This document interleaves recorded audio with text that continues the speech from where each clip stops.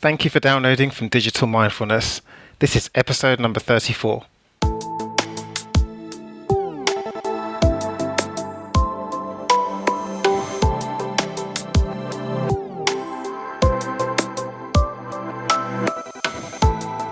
This episode of Digital Mindfulness is sponsored by Semantica Research, a leading media intelligence company helping communications, social media and marketing professionals make better and more informed business decisions from digital data. My guest today is Ariel Garten. Ariel is the CEO and co-founder of Interaction, which creates thought-controlled computing products and applications, and in particular, the Muse personal meditation assistant. When you meditate, Muse measures whether your mind is calm or active and translates that data into weather sounds. When you're calm, you'll hear sounds of peaceful weather, but if Muse senses that your mind is wandering, you'll hear the weather sounds get stronger and stronger, and they will gently guide you back to calm. Ariel is also referred to as the brain guru. She's researched at the Krembil Neuroscience Institute studying hippocampal neurogenesis, and she's also opened at Toronto Fashion Week. I hope you enjoy this episode with Ariel Garten. So Ariel, welcome to Digital Mindfulness, and welcome. It's an absolute pleasure to have you on the show. Not only just to hear your perspective on mindfulness and technology, but just even to talk about Muse because it's absolutely fascinating. So welcome to the show. So Ariel, tell me about yourself. How did you come to this area of technology and consciousness, and what inspired you to come here? Okay. Background is actually as a neuroscientist and a psychotherapist. So I was working in research labs from neurogenesis through to Parkinson's disease, really understanding how the brain works and how we can use our own skills and capabilities to improve our lives. I became very interested in brainwave technology and was working in the lab of Dr. Steve Mann. He's the inventor of the wearable computer. He's basically the guy that invented Google Glass before Google did. He had an early brain-computer interface system that he built at MIT in the 90s, and we started to use that to create concerts and experiences where people could actually hear the sound of their own mind. That ultimately developed into the product that we now know as Muse, and it was also fueled by my own interest in psychotherapy. I was a practicing psychotherapist for 8 years, and so I'd be helping clients overcome the stresses in their lives, overcome their limiting beliefs so that they could excel, overcome their own anxieties.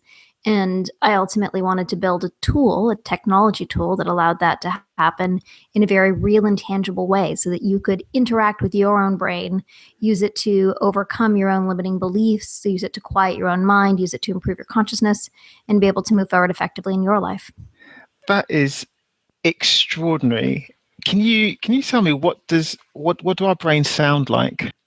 So if you take simply a raw brainwave, so brainwaves are the sum total of the electrical activity that's happening inside your head. Your neurons are firing with one another, communicating electrochemically. If you take just the sound of that you hear on the surface of your head, you're going to get frequencies from about 0.5 hertz up to 35 hertz. So that's in the sub-audible range. If you compress it and pitch it up to something that's audible, it really just sounds like a kind of like a plane taking off.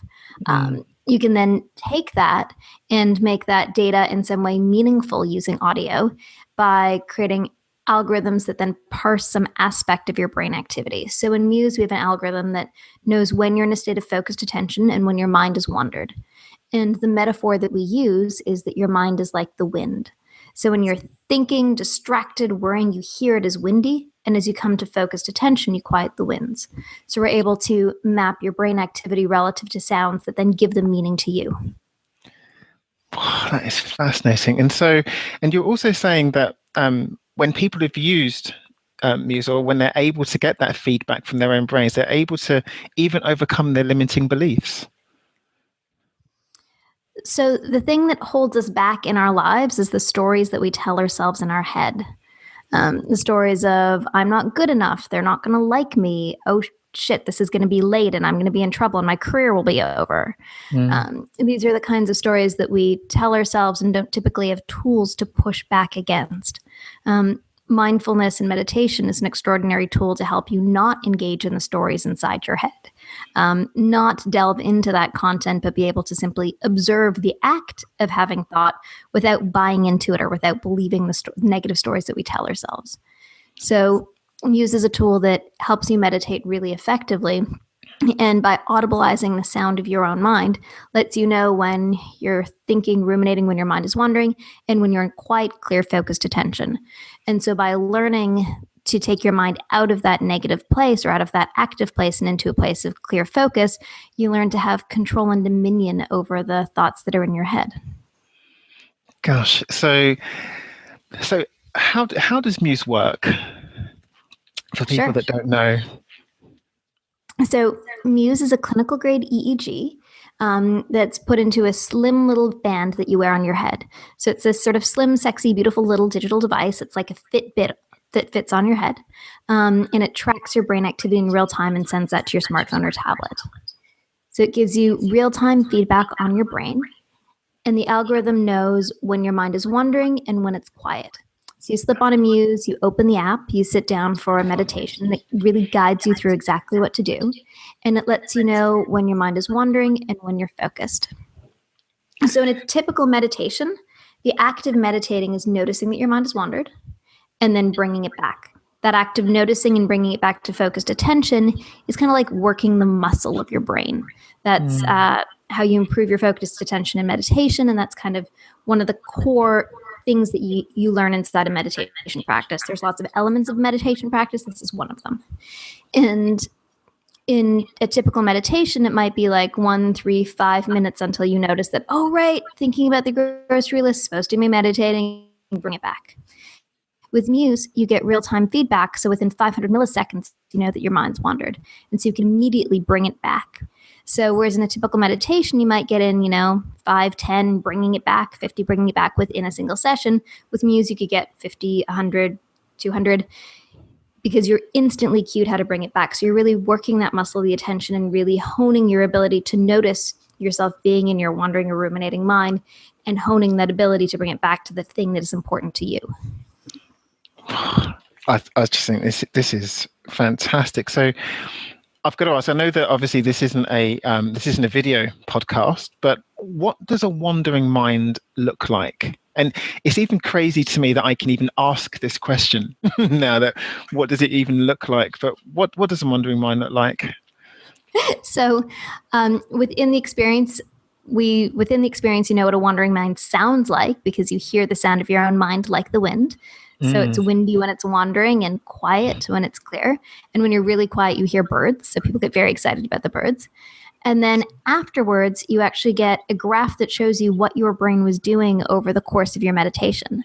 So in that graph, when your mind is active, the graph spikes to the top. When your mind is quiet and focused, it spikes to the bottom. So you're actually able to see where your mind was active, where it was calm, go back, review your data session after session, see the improvements, and figure out exactly what really works for you. How long when you started developing this and using this regularly, how long did it take for you to start seeing the benefits of this? Not only of the benefits of meditation, but also just of looking at yourself, on the screen. Sure. So there are a couple different kinds of benefits that I saw. The first one was finally teaching me how to meditate effectively. So I had, read tons about meditation. I come from a neuroscience background, and I'd read all of the studies talking about how great neuroscience was on the brain, how it improves your prefrontal cortex, and on and on. We can get into the neuroscience of mindfulness in a few minutes.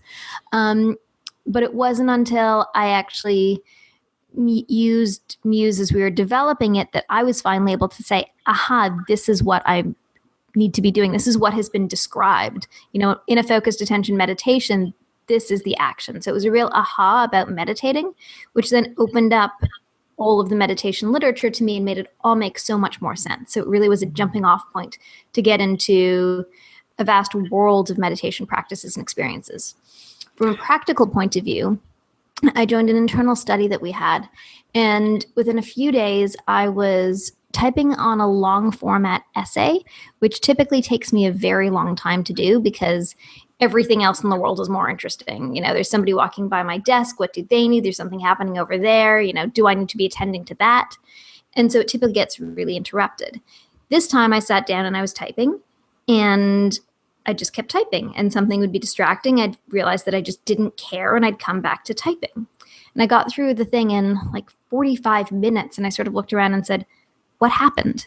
And what had really happened is that I trained myself to not care about those distractions. It was the first time in my life that I really had a mechanism to say, I'm distracted. It's okay. I can bring my brain back. I've built and learned intuitively the skill of bringing my brain back. And then I started to notice that my phone tendencies, like the desire to check my email on my phone every 3 minutes, started to wane because I was no longer sort of hooked into this notion of, oh, I want that distraction. I could be like, you know what? I kind of don't care. I have the ability to overcome it inside myself. And then you start to notice all the emotional benefits. And the emotional benefits took for me longer to resolve and kick in when you learn that you can also avoid these internal challenges that come up and sit with them. So I became a lot more patient with myself emotionally, and therefore patient with everybody else in the world around me emotionally. And this is something I really want to kind of go on to insofar as what groups of people tend to use Muse? Are they really the experienced meditators, or do you find that they're mainly the people that need their hands holding as they start their meditation journey? Both, actually. So we have lots of people who come to Muse because they know meditation is good for them.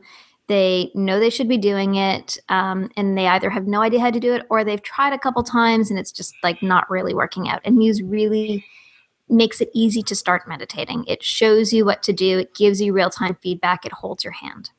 Then we have people who are experienced meditators that use Muse, and they use it in a very different way.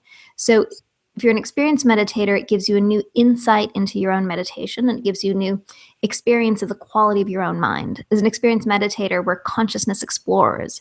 So this gives you a new lens to look at your brain activity and to make it real for the first time during your meditation. It's really quite amazing.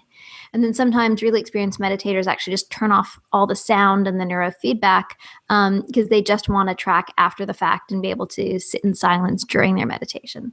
So there's lots of different ways that you can play with it depending on your level of comfort and experience. So Ariel, I just think this is fascinating, and I was going to leave this question to the end, but like I'm just champing at the bit to ask it now. That this, Muse has helped you to basically see see a part of you that a lot of people we've considered up until now to be really esoteric. Like a lot of us have the we know that we should meditate. We even know generally what the benefits are of that. We know some of the neuroscience of that, but to actually have this real time feedback of how you are, and how your mind is, and what your brain activity is like, and linking that to the elements, like windy and calm, I think is absolutely amazing. Are there real world applications for this? Like, for example, do people have to be sitting down and in their real meditation practice for this, or do you see actually have you seen that there are applications for this in the real world, like for example people at work, and actually helping them to, I don't know, be more creative or be more productive? Or Okay, so the Muse meditation application is meant to be used sitting down, patiently, eyes closed, doing your meditation. And as you do that, you then see the benefits in your life, and you see the improvement in your creativity and productivity. Muse also comes with an open SDK. So if you're a hacker, you can use your brain data in a wide variety of ways. There's a fun little app called Muse Monitor that lets you just track your real-time EEG. And so people love to run experiments with their own mind with it. And then with the open SDK, we've seen people do things like thought-controlled slot car machines. In our office, we actually built a long time ago a thought-controlled beer tap. And we've seen hackers at hackathons build integrations with Slack that shows when you are busy and when you're engaged. So those are all in the early prototype stage. It's a bit of a finicky technology, but they're fun things to play with, and they kind of give an indication or a suggestion of where the future is going. None of those are ready for prime time right now. What really works well right now is the meditation tool. But certainly as we move forward, we're going to see novel ways in which our brain data helps us both interact with the world, interact with technology, and improve our daily lives. Do you think that do you think technologies really can alter consciousness and well-being, or do you think that what they're merely doing is facilitating a muscle that lies dormant within human beings? That's a fantastic question. My first answer would be it's not technology that enables the shift in consciousness, the shift in awareness. It is humans, and humans enable, the technology enables us to learn more about ourselves, get deeper, quiet our minds so that we can do more effective inquiry, improve our attention so that we can then, delve inside of ourselves in more effective ways.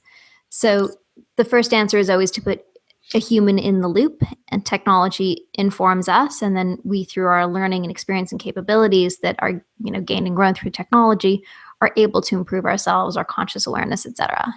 You do see things like transcranial magnetic stimulation, where you can stimulate parts of the brain and give somebody a religious experience, or shut down other parts of the brain that allow you to become more creative or aware in various forms. And that tends to take the human out of the loop through very powerful direct magnetic stimulation. None of it has been necessarily demonstrated to improve our conscious mind, but you can certainly simulate a religious sensation of experience. So using TMS, you can give somebody a religious experience. Yeah, there's several papers on it, and stimulating a particular point gives somebody the perception or the sensation of a religious experience. I don't actually know what a religious experience actually is, but the self-report from those who have been stimulated in that way aligns with the description of somebody experiencing a religious experience. I'm so privileged to be able to do this podcast, because then I just get to talk about things like this. I'm absolutely going to link to these papers in the show notes. Ariel, what's the next step for Muse, do you think? How and also, I think in the area in which Muse lies, like, what do you think is the future for these transformative technologies? So for Muse, we are building out more and more content inside of our meditation application. So as you sit down with Muse to meditate, you're going to find new features, new soundscapes, new experiences, new teachers and guidance that teach you to use the tool in new ways and expand your own engagement and your understanding of yourself. As we look at where conscious technologies overall are going, there's something called the Trans Tech Lab in Sophia University in Palo Alto. And there you have hackers, engaging and trying to discover new technologies for transformation and conscious experience. Actually, a lot of them use Muse as the basis of the projects and applications that they're building. So, in some ways, we don't know where the future is going, and we don't know what people are going to discover, which is quite cool. And then from a scientific perspective, we have probably like 100 different research institutions that are using Muse in a wide variety of ways. So the Mayo Clinic uses it for cancer care to decrease the stress and improve the management of surgery, and they hope also improve recovery times. They're in the middle of a study there. Harvard uses it for in a study for rehabilitation for traumatic brain injury, and on and on. And one of the things that, one of the studies that just matured for us was out of Baycrest Hospital in the University of Toronto. So they looked at the fact that people musing for 10 minutes a day for 6 weeks had a decrease in their somatic symptoms, so their headache, their pain, their nausea, an increase in calm, which is obvious. But even more interesting was an increase in reaction times on emotionally charged cognitive tasks by 50 milliseconds. So one of the tasks that was sensitive was the Stroop task, where you're shown a word, a color in a word. So it's a blue BLUE. When you're shown it in the color blue, you see that it's blue 20 milliseconds faster than controls. When you're shown the word BLU in the color red, you say that it's blue 50 milliseconds faster than controls. I just think this is amazing. And have you done much work with kids as well? Does this help children to calm themselves? The headband tends to fit from 13 and up. So if you've got a small child with a big forehead, less than 13, them as well. But kids tend to love it, and parents love it because it's the first time that they're really getting their kids to meditate and self-regulate. And teenagers who, don't always have the tools to communicate with their parents about their internal emotional state or their anxiety, their depression, their parents will, buy Muse for the family. The kid will take it, use it regularly, and have a tool that then allows them to learn their own self-regulation, and also gives a bit of a language they can start to communicate with their parents, like, stormy mind today, okay, it's calm. Oh, I've heard birds. And so it becomes a very easy thing to hand to somebody to teach emotional self-regulation. It's been beautiful to watch. I really love this because there's no kind of like chemical stimulation here or anything like it, to kind of go back to the question I asked previously, this really is just strengthening something that we already have. Yes. And it's actually very important to me that this is not something that zaps your brain and just, immediately changes you and you have no control over it. This is something that teaches you a skill about how to interact with your own mind. And as you build your skill, you build your capability inside the world. One of the things that we talk about a lot here on Digital Mindfulness is just how complex and how fast the world has become, particularly in the big metropolitan cities, just because we're so hyper connected. But it's really interesting that you've taken this technology and thought about it differently, and using that to not even so much help us slow down, but just having us take a step back and learning what we want to engage in and what we don't want to engage in, or what might not be useful for us. Why does mindfulness have a place in this super quick world? And I know it sounds like a bit of a straw man that I'm setting up here, given the title of the podcast, but I'm interested in this because sitting down, and a lot of people would say, I don't have the time to sit down. I don't have the time to be mindful. So what, in your perspective, what role does mindfulness and meditation play in our lives today? So mindfulness and meditation plays an extraordinary role in our lives today. The busier we are and the more the sensation of craziness happens in our head, the more we actually need to be able to exercise these skills of clearing our mind, of being able to engage in the thing that's in front of us and make effective choices. The busier you are, the more you need to make choice. From a neuroscience perspective, mindfulness also really strengthens your brain in astounding ways. There's now over 1,000 different published studies demonstrating the effects of mindfulness in various scientific journals. When we look at the brain specifically, the work of Dr. Sarah Lazar at Harvard is a wonderful one to reference. She demonstrated that mindfulness can maintain the thickness of your prefrontal cortex through age. So as we age, our prefrontal cortex thins, unfortunately, but a long-term meditation and mindfulness practice can actually maintain the thickness of your prefrontal cortex. And one of the subjects in her study at 50 years old demonstrated prefrontal cortex thickness like that of a 23-year-old. She also demonstrated that simply 8 sessions of meditation can improve the density of your gray matter. So the density of your gray matter is the equivalent of the number of connections that you have in your brain, which can loosely be translated to your speed of processing and your ability to make new connections and new ideas. Mindfulness also decreases the activation of our amygdala. So the amygdala is the fight or flight response center. And we all know how both stressful from a cortisol perspective and deleterious from an emotional interaction relationship perspective, activating our fight and flight can be. Your defenses go up, your anxiety goes up, and you don't always make the best decisions. So mindfulness decreases the activation of your fight or flight network. It's been demonstrated to improve your hippocampus, which is your learning and memory area, improve insula, which is your bodily sensations and awareness. That's what we think that it refers to in this particular mindfulness context. And in the work of Dr. Judson Brewer and others has been demonstrated to decrease your default mode network. So default mode is the area between your prefrontal cortex and your posterior cingulate cortex, PCC.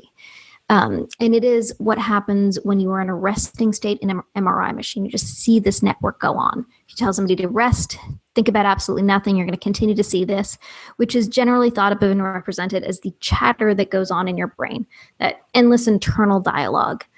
Those who have a mindfulness meditation practice actually decrease the activation of that default mode, that internal chatter, which then lets you to be more directed about the content of your own internal mental process. So those are just some of the ways that a mindfulness practice can impact your brain. It's incredible. So one of the questions that I was talking about yesterday in a podcast that we're going to be publishing soon is that, and I'm interested to know what you think of this. Do you think that now in the world that we live in, particularly as we strive to try and deal with our relationship to our digital devices and also our digitized society, that mindfulness is being held up as like a panacea for everything, and actually we're not looking at other ways in which we might be actually I don't know, other tools and techniques that we might use to live better in the world that we've created for ourselves now? So mindfulness is not a panacea, and there is no one solution for any and everything. Mindfulness does teach us an awareness about the self and the way that we interact with the world and our digital devices, and then lets us make better choice. So if you want to diet, for example, mindfulness is a great way to do it, because now you become more aware of your eating choices and able to manage. If you want to stop being addicted to your phone, mindfulness is a great tool to add into the end of that addiction. There are also amazing digital tools that can help you with just about anything that ails you, including trying to turn off your phone and limit the amount of time that you spend on Facebook. And then it can't be in the absence of social support and the other, really wonderful, flourishing things that we need in our lives to ensure that we have full, healthy, loving, complete lives. So mindfulness is not the solution for everything, but in some ways it does add a flavor and a character that can make everything else better, richer, more able to have better relationships with. For many people that I know, they find it extremely difficult to create space for a meditation practice, even though they would absolutely love to do so. What advice would you give to them? What are the first steps that a stressed out digital worker can take if they want to reduce the stress in their life and begin a regular meditation practice? Start small. You don't have to be daunted by, having to sit for half an hour every day. That takes an undue amount of time out of your life and can be very, very intimidating and hard to schedule. Literally close your eyes and breathe deeply for 30 seconds. And if you've done that, you've already done a massive improvement to your body. Just close your eyes and just focus on your breath. It's so, so, so simple. If you find that was rewarding, maybe you can push it to a minute. You can push it to 2 minutes. But even if you start at 30 seconds, you're doing fine. With Muse, you can literally run sessions as short as 2 minutes. So you can just pop on the tool, take a 2 to 3 minute break, and then come on back re-energized and refocused. So mindfulness doesn't have to be something that takes up a lot of time. And ultimately, as you practice it, it just becomes something that is a part of the fabric of your everyday. And so you don't have to think about it, taking up half an hour. It's something that takes up a few minutes as you practice it, and then makes every other moment more efficient, more capable, more connected, and much calmer. Fantastic.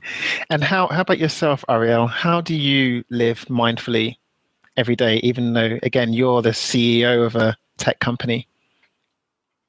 Oh, I live mindfully in many ways. One of them is through joy, actually. I feel just immense amounts of joy and appreciation at being able to be alive in this world. It is so fantastic. Another one is listening, ensuring that as I communicate, I'm giving the people around me the time to communicate back and listen. A third is by adding a meditation practice into my life every day. And it doesn't take long, and it's something I can do on the train, on the plane, as I sit in my office, in 5 minutes between phone calls. It really is just a small dose that makes the rest of the day better and makes every other interaction better. And then through being generous and sensitive in my interactions with others. To me, that is an extraordinarily mindful practice. In the contemporary workplaces, there's lots of talk at the moment about tech unemployment, and people are wondering how they can develop the skills so that they don't become so stressed out and unproductive, but also how they can just be of value to an increasingly digitized workplace. Do you think that a meditation practice or having the skills that come from meditation, do you think that's important to the modern day worker? I feel like I'm really pitching meditation and mindfulness here, which is the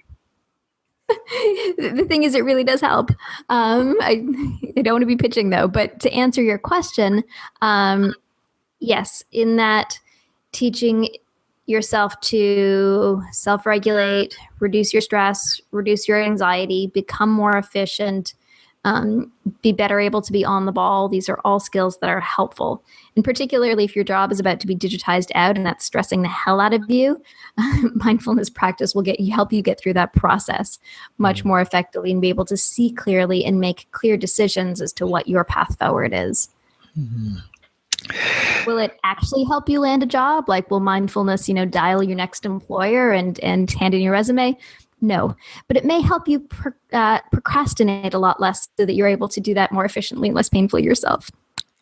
Ariel, for you, what is the most important human quality, and how do we cultivate it in the digital age? Oh, that's an extraordinary question. So to me, one of the most important human qualities is awareness. And that's awareness of the self, and then awareness of the other, and awareness of the environment around us.